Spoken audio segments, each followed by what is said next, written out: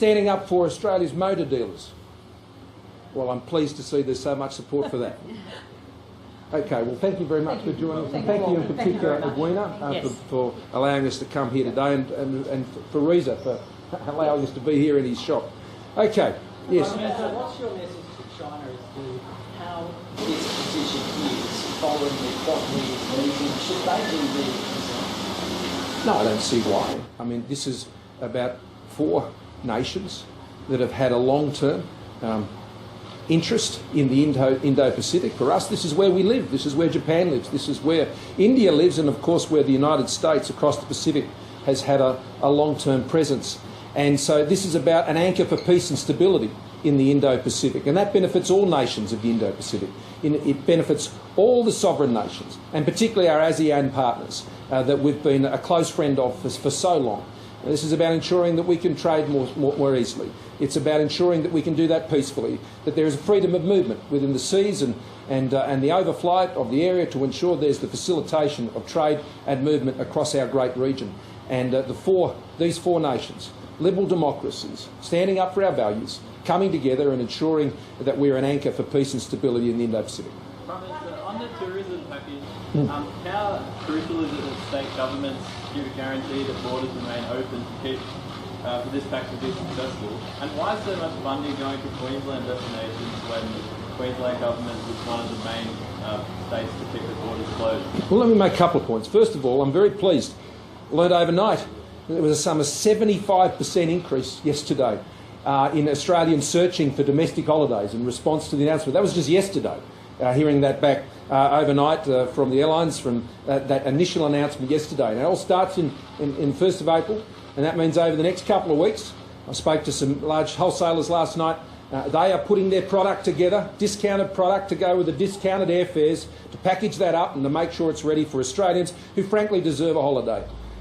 Sydney-siders, Melbourne-siders, or Melburnians, or wherever they are in the country, they deserve a break. They've been working hard for this last year. It's been a really tough year. And by ensuring that they can get that break with them and their family, and they get the opportunity to support those parts of our tourism industry around the country that are hurt most and most reliant on the international tourism sector, then that's what this is all about. Now, of course, we want to see the domestic borders remain open, and that'll ensure the benefits of this package flows through to those who need it most. And so, of course, we would expect premiers to want the flow of this benefit into their states, and particularly their regions that are most reliant on international tourism. And this is the key point. This is all about addressing what the ongoing impacts of the close of international borders are. International borders. And so what we've done with the support of Austrade and other advisors is to identify those initial places that not only where tourism is a very significant part of their local economy, but international tourism is a very significant part of their tourism economy. And that's how we've selected the places. It's not selected on the basis of which premiers and states have been naughty and nice. That's not what this is about. This is about trying to get targeted support to those Australians on the ground who need more tourists in those communities. That's what it's designed to do. All of our responses to the pandemic have been targeted. They've been proportionate. They've been temporary. They've also been very disciplined, seeking to respect the taxpayer. The taxpayer is providing $1.2 billion in support. That's no small amount. That is a significant amount. I used to work in the tourism sector. This would be the single largest support package specifically for the tourism and travel industry in Australia's history. So it is a big package. The taxpayers are putting their hands in their pocket to put money in the pockets of those who are in these distressed regions. And so that is what has driven our decisions. And as other locations we think can become part of this scheme, then we'll look at that. And we've already indicated that right from the outset. But the places we've picked at this point are really those who are most disproportionately impacted by the closing of international borders. And so to ensure that we can get the help to them, then we need those domestic borders to stay open. No,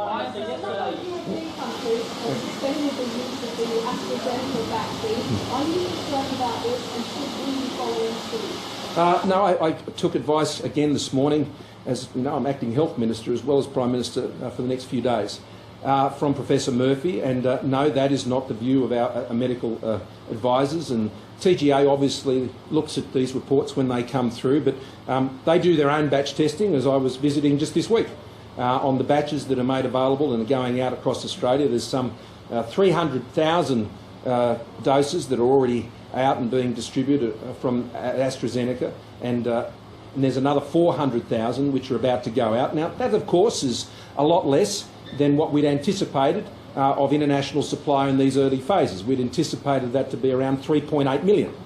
Now, that obviously has an impact on the amount of doses available in these early stages of the rollout, and that is, as Professor Murphy said yesterday, that has an obvious impact on the early stage rollout. But the fact is, we should be at around 150,000 doses administered by the end of this week. We said many months ago, in fact about a month ago in particular, that we would hope to get in those early phases to around 80,000 a week. Now we are getting up to those levels now as we conclude our third week. The other point I'd make about vaccines, given you've raised the topic, and I note the response to what was in evidence given yesterday by Professor Murphy. This is not news. The Health Minister made it very clear on the 16th of February. I was standing right next to him, as was Professor John Skerritt, in the courtyard in Canberra, where we made it very clear that the change in the advice that the second dose being received after 12 weeks rather than 4 weeks meant that the second dose having been received for AstraZeneca by the end of October wouldn't be possible. That was made very clear by the Health Minister a month ago. So that isn't new information. It's important that as we continue to update, that it's important to stay up to date on where the goalposts are on this. And so that was not a surprise yesterday, certainly not to me. That was what we'd advised the country a month ago. But as the vaccination rolls out, as another 1,000 GPs come into this system over the next week and the weeks ahead, ramping up to more than 4,000, that army of dose administrators will be significant, and we will get to the point also with the rollout of the domestically produced vaccines from AstraZeneca out of Melbourne, and that will really enable us to ramp up. Prime Minister, yesterday, Brennan showgrounds, football stadiums, car parks and perhaps raceways in order to help utilise and boost the rollout of vaccines? Well, the vaccine strategy worked up particularly for these early phases. We're not talking about the balance of the population in these early weeks. We're talking about 82-year-olds in aged care facilities. We're talking about healthcare workers. We're talking about those who are working in quarantine, and we're making great progress through the state-based arrangements for those workers, and we've given additional doses, particularly here in New South Wales, because they carry the major load of the quarantine system here in Australia. And they're working steadfastly through that, and here in New South Wales they're making great progress on that. Our priority at this time is getting into those aged care areas, and about a quarter or thereabouts of the total amount we've been able to vaccinate so far. I think it's about 380 facilities, just over that we've already been able to reach. So we're not going to pick people up out of aged care homes, put them on buses and take them to stadiums. That's not the right thing to do. That's not the care way to administer these vaccines in these early phases. We'll also be going out into Indigenous communities very soon. And those 400,000 AstraZeneca, which obviously don't have to be stored at sub 71 degrees, that gives us the opportunity to be reaching out into those Indigenous communities. And so we need to go there rather than bringing them to where we are. Now, as we go on, we'll continue to work closely with the states. The GP system will have up to around 5,000 GPs involved in this process, and a handful compared to 5,000. I was advised this morning around about only 30 have decided they don't want to participate. Thousands are saying they're going to be involved in this. They do it with flu jabs every year. And so they're involved with that rollout. We do millions upon millions of these vaccinations on flus every year. This is a specific type of vaccine, and that's the primary method through which we're administering that system. And the states have their systems as well, which we're boosting as well. There's the GP respiratory clinics as well, which is a larger system for administering these doses. And so that's the right plan for Australia. We're not in the situation that the United Kingdom is, or Italy, where 300 people are dying a day. That's not the crisis situation that we find ourselves in. So we can do it in this orderly way and do it in a way where we can provide the appropriate care, particularly the most vulnerable, those who are disabled and those who are aged. So, Prime Minister, yesterday you said everyone will be vaccinated by October. You said that on television. Today you're now saying... No, you're misunderstanding me. The first dose will be administered by the end of October. That's what I meant.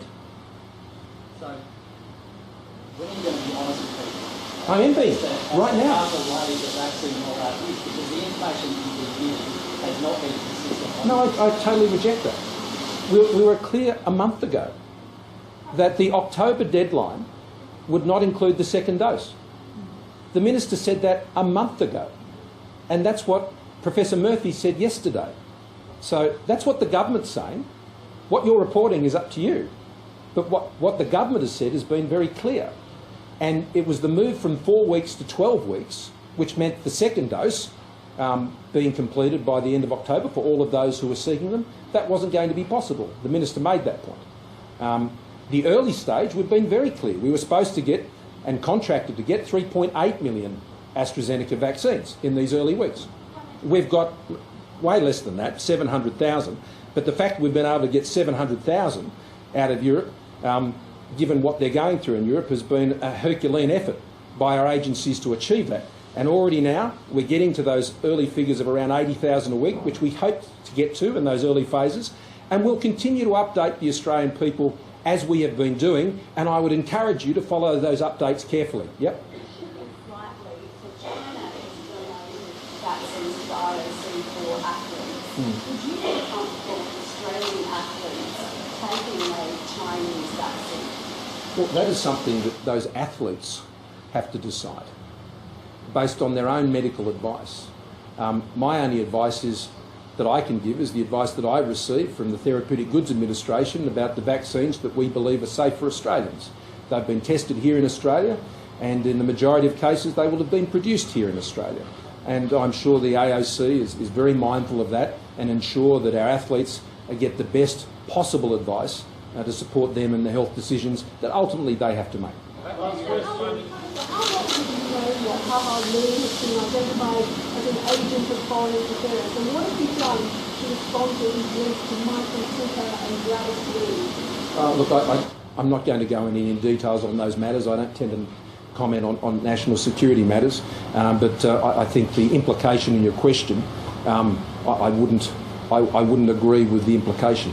Back to the Europe situation.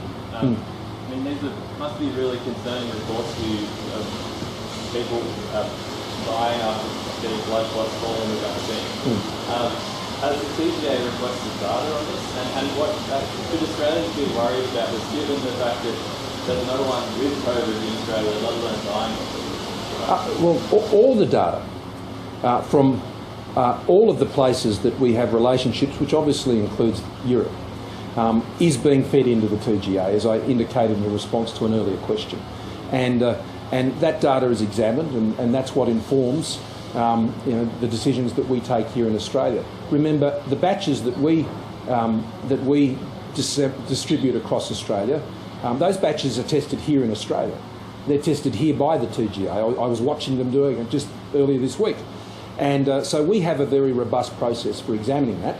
And as additional data, as I said late last year, we would have a front row seat on the rollout of the vaccine in many other countries where they've had to do that because of their urgent crisis situation.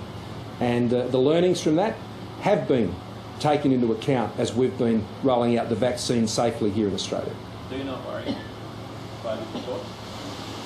Well, I trust our Therapeutic Goods Administration and the advice that they and the advice they give me, and the data you're saying that they should seek, they get, and they analyse it. And if they have any change to the advice, then they tell me. But you're not worried personally about? No, I'm not. Yesterday, Brendan Murphy said that the first dose of the vaccine is almost as good as the second dose. Do you think that sends a dangerous message, considering that you want people to go and get that second dose? Well, you must get 2 doses. And he didn't say get 2 doses.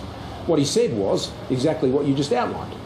And that was that the first dose of the vaccine has a very good effect.